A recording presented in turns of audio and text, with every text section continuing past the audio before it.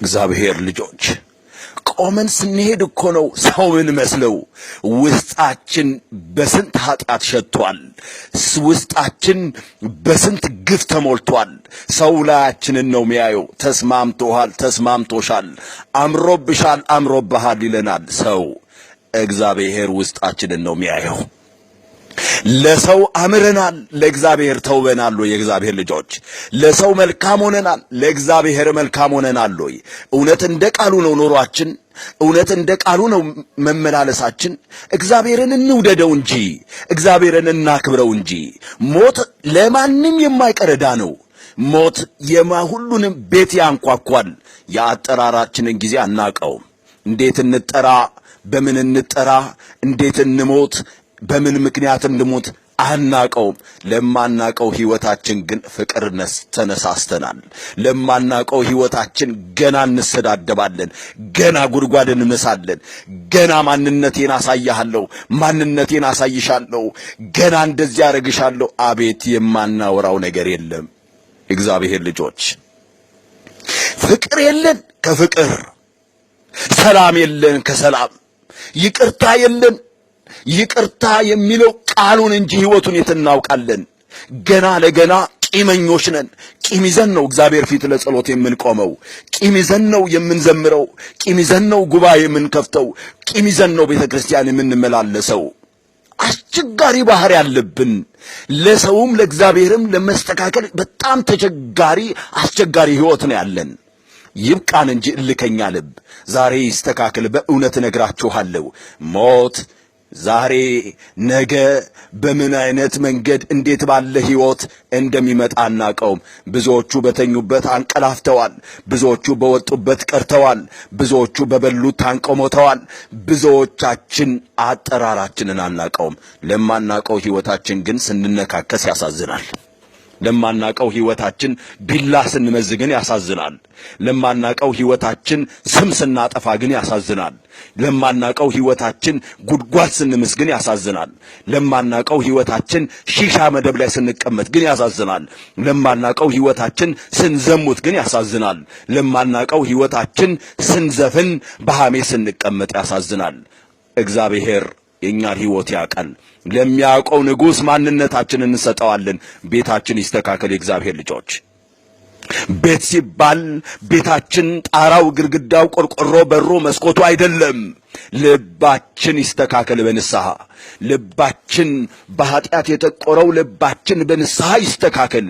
መበደሉ ይብቃን፣ ግፉ ይብቃን፣ ሺሻው ይብቃን፣ ዘፈኑ ይብቃን፣ ዝሙቱ ይብቃን፣ ሐሜቱ ይብቃን፣ ስርቆቱ ይብቃን፣ መዋሸቱ ይብቃን፣ በሰው ሕይወት መቀለዱ ይብቃን፣ በሰው ሕይወት ላይ ማሾፉ ይብቃን። የእግዚአብሔር ልጆች በቃን። ያ ዘመን እግዚአብሔርን በማስከፋት የኖርንበት ዛሬ አዲስ ቀን ነው።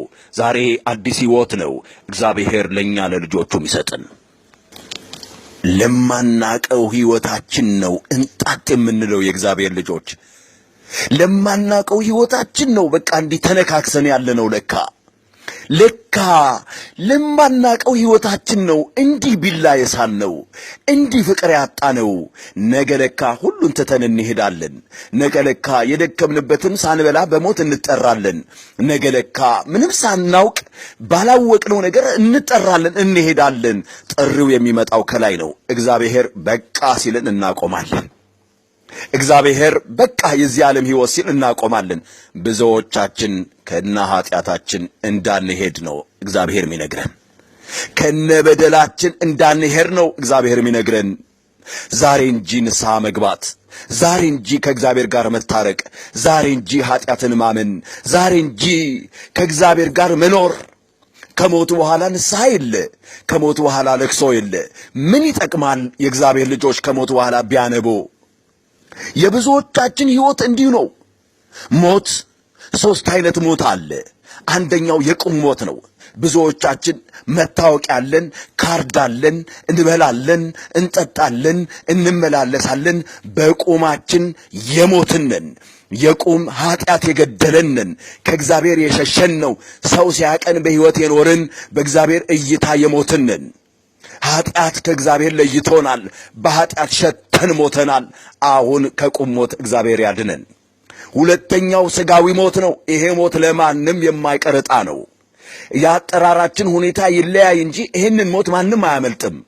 ሶስተኛው የሚያነጋግረን ጉሮሯችን እስኪዘጋ የሚያስጮህን ዳግማዊ ሞት ነው።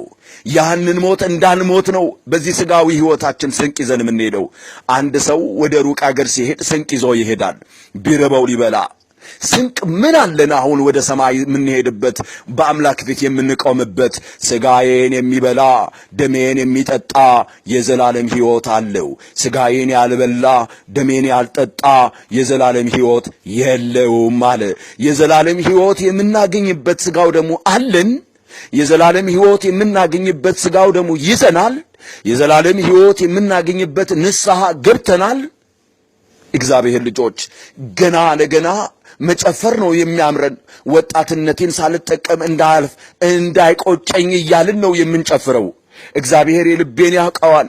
ሀገሬ ስገባ እጾማለሁ፣ ሀገሬ ስገባ እጸልያለሁ፣ ሀገሬ ስገባ ንስሐ ገባለሁ። አሁን አይመችም ጓደኞቼ እንዳይከፋቸው ከጓደኞቼ ጋር እንዴት ተለይቼ እኖራለሁ እያልን ነው የጠፋ ነው። በቁማችን የሞት ነው። በቃን እግዚአብሔር ልጆች አሁን ይብቃ። እንሞታለን፣ በሕይወት አንኖርም። ቤታችን ይስተካከል። በምን እንደምንጠራ አናውቅም። በየትኛው ዕድሜያችን አናውቅም። ዓመት ሰዓት ይቆጠራሉ። አዲስ ዓመት ሲመጣ አሮጌ ሆነን አዲስ ዓመቱን እንቀበላለን። አንድም ንስሐ ሳንገባ ስንት ዓመት አሳለፍን። ልብ በሉ፣ የሰው ልጅ ልደቱን ያከብራል።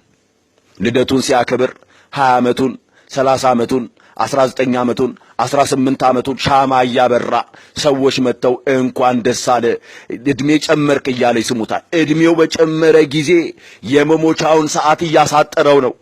30 ዓመት ይኑር የተባለ ሰው 28 ዓመቱን ሲደፍን 2 ዓመት ይቀረዋል። እድሜያችን በጨመረ ጊዜ የምንሞትበትን ጊዜም እያፋጠነ ነው፣ እየሳብነው ነው ወደ ታች።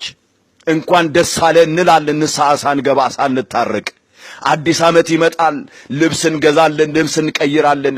እናቴ ለበዓል እንዲያርጊ ብለን እንልካለን። እኛ እንደቆሸሽን፣ እኛው እንደከረፋን ከነሽሻችን፣ ከነዝሙታችን፣ ከነዘፈናችን፣ ከነሐሜታችን፣ ከነስርቆታችን፣ ከነሐሜታችን፣ ከነውንብድናችን፣ ከነማጭበርበራችን አዲስ ዓመት ይመጣል፣ አዲስ ዓመት ያልፋል። እኛው ሳንለወጥ ቁጭ ብለን ዓመታት ይለወጣሉ። አረ ይብቃ እግዚአብሔር ልጆች ይብቃ እንጂ፣ በእውነት ይብቃ እንጂ። ስደት ወተን ያለን እግዚአብሔር አይደል እንዴ? ስደት ወተንም እኮ አላረፍንም። በኃጢአት ነው የምንንከባለለው። እረፍት ሲወጡ ብዙዎቹ ሺሻ አስቀምጠው ነው የሚነፈው። ሰላም ይመስላቸዋል፣ እረፍት ይመስላቸዋል። እዛው እንዳሉ ሞት ቢመጣስ?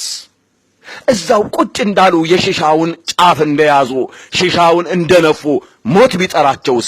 በእግዚአብሔር ቤት ምላሻቸው ምን ይሆን? ኤርፎን ጆሮአቸው ላይ ሰክተው ያለ ዘፈን የማይንቀሳቀሱ ዘፈን ሕይወቴ እያሉ የሚዞሩ እንዲሁ ኤርፎን እያደረጉ ቢጠሩ ምን ይሆን ምላሹ? የሚዘሙቱ በአልጋው ላይ እንዳሉ ቢጠሩ ምን ይሆን ምላሹ? በር ዘግተው የሚያሙ ሰው እያሙ ቢጠሩ ምን ይሆን ምላሹ? ምን ይሆንስ የኛ ምላሽ? እውነት መልስ አለን? እንዲህ የምንሆንበት ምክንያት አለን? የቤተሰብ ናፍቆት ከሆነ የቤተሰብን ናፍቆት የሚጠብቀን እግዚአብሔር ነው። እንደ እናት እንደ አባት ሆኖ ያለን እሱ ነው። በስደት ሀገር ሲከፋን የምንጮኸው ለሱ ነው። ሲረበን የምንጮኸው ለሱ ነው። ስናጣ የምንጮኸው ለሱ ነው። ዙሪያው ገደል ሲሆንብን የምንጮኸው ለሱ ነው። ከሱ ውጪ ለኛ ማን አለ? እግዚአብሔር ልጆች ቤታችን ይስተካከል፣ ነውራችን ይስዳ። አንድ ቤት ጠዋት ተነስተን ሥራ ስለሆነ ቤት እናጸዳለን። ቤቱን ቁሽሽ ያለውን እናስተካክላለን። ምንጣፍ እናጥባለን። ብዙዎቻችን ከአቅማችን በላይ የሆነውን ሥራ እንሰራለን። አንዱም እየመጣ ምግብ ያዘናል፣ አንዱም እየመጣ አንዱ ያዘናል። ድስቱን እያጠብን ስንቱን እያጸዳን ቤቱን እያስተካከልን ቆሻሻ እንዳይገኝበት ነው ቤቱን ያጸዳ ነው። የብዙዎቹን ቤት አጽድተን የኛ ቤት ቆሽሿል። የብዙዎቹን አጽድተን የኛ ልብ ግን ሸቷል። አልተጠረገም ዝሙቱ፣ አልተጠረገም ሽሻው፣ አልተጠረገም ሺሻ እየነፋን የሰው ቤት